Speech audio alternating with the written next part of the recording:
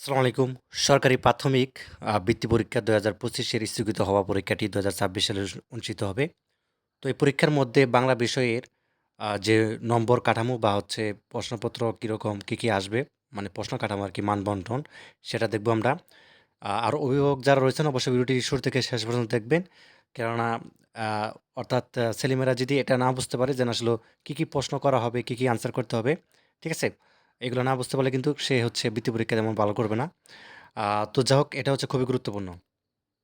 আচ্ছা, আরেকটি অ্যানাউন্সমেন্ট, যারা অভিভাবক রয়েছেন, তো যেহেতু সময় কম, খুবই অল্প সময়, যেহেতু পড়াশোনার চাপ অনেক বেশি, যেহেতু 6 এ পড়তেছে তারা।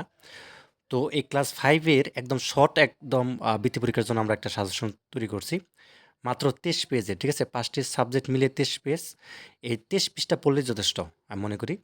তো মূল্য মাত্র হচ্ছে ৳১০০। যারা নিতে চান যে নাম্বারটি রয়েছে, নাম্বারটির মধ্যে WhatsApp বা ইমো আছে। এখানে যোগাযোগ করে সহজে নিতে পারবেন, ঠিক আছে? আচ্ছা, তাহলে আমরা একটু দেখার আ অর্থাৎ দেখার চেষ্টা করি এখানে কি থাকবে।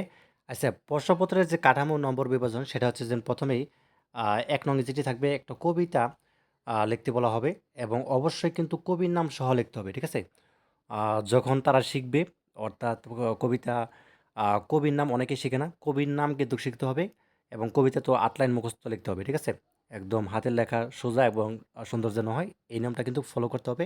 এটা করতে পারলে ১০ নাম্বার। আচ্ছা, আরেকটি বিষয় সেটাও বাংলাতে কিন্তু অবশ্যই ৮০ প্লাস কিন্তু নাম্বার পেতে হবে। ঠিক আছে? আচ্ছা, তারপর হচ্ছে ২ নং এ ২ নম্বর ২ নং হচ্ছে শব্দার্থ লেখন। এখানে মাত্র ৫ টি থাকবে। ৫ টি অ্যান্সার করতে হবে ৫ নাম্বার। ঠিক আছে? আচ্ছা, এরপরে ৩ নং রয়েছে বাক্য গঠন। খুবই সহজ। এটা বানিয়েও দেওয়া যাবে। এখানে হচ্ছে ৫ নাম্বার। আচ্ছা, তার মানে ১০ ৫ হচ্ছে ১০। ২০ নাম্বার কিন্তু হয়ে গেল। শূন্যস্থান পূরণ এখানেও কিন্তু সহজ হয়। ঠিক আছে? ৫ টা শূন্যস্থান পূরণ দিতে পারলেই ৫ নাম্বার। এরপর হচ্ছে বহু নির্বাচনী মানে এমসিকিউ আরকি। সেগুলো ৫ টি থাকবে। এগুলোও খুব সহজ। এগুলোর মধ্যে ৫ নাম্বার। বিপরীত শব্দ থাকবে যেমন ভালো, মন্দ। ঠিক আছে? এরকম আরকি বিপরীত শব্দ লিখতে হয়। এগুলোর মধ্যে ৫ নাম্বার। এরপরে সংক্ষিপ্ত প্রশ্ন থাকবে ৪ টি। সেখান থেকে ৪ টি অ্যান্সার করতে হবে ৮ নাম্বার। ঠিক আছে? আচ্ছা, তারপরে যদি আমরা নিচের দিকে যাই, তো তারপরে যদি আমরা দেখি, তারপরে হচ্ছে আমাদের এখানে রয়েছে আ বিস্তৃত উত্তর প্রশ্ন। এখানে ৩ টি থেকে ৩ টি ১৫ নাম্বার। ঠিক আছে? এটা একটু বড় আরকি। এবং কবিতা অংশ থেকে থাকবে অনুচ্ছেদের মূল ভাব লিখতে হবে। ঠিক আছে? বিশেষ করে কবিতাগুলো থেকে শিখতে বলবেন এবং ১০ নং এ থাকবে ভাষারীতি পরিবর্তন বা পথ নির্ণয়। এগুলা শিখবে। ৫ টির জন্য ৫ নাম্বার। ১১ নং এ থাকবে অনুচ্ছেদ। ঠিক আছে? অনুচ্ছেদ লিখতে হবে ৫ নাম্বার।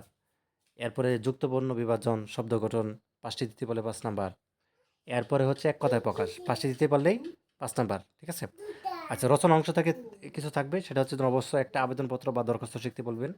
ঠিক আছে? এবং এরপরে হচ্ছে রচনা যেটা থাকবে একটি। এটা হচ্ছে ১২ নাম্বার রচনার মধ্যে। এটা যেন অবশ্যই শেখে। ঠিক আছে? এবং হাতের লেখা অবশ্যই সুন্দর হতে হবে। ঠিক আছে? যে এখানে সূত্র সহ উন্মুক্ত। ঠিক আছে? এই বিষয়গুলো কিন্তু ফলো করে দেন হচ্ছে করতে হবে। তো এই ছিল। ধন্যবাদ সবাইকে ভিডিও দেখার জন্য। আল্লাহ হাফেজ।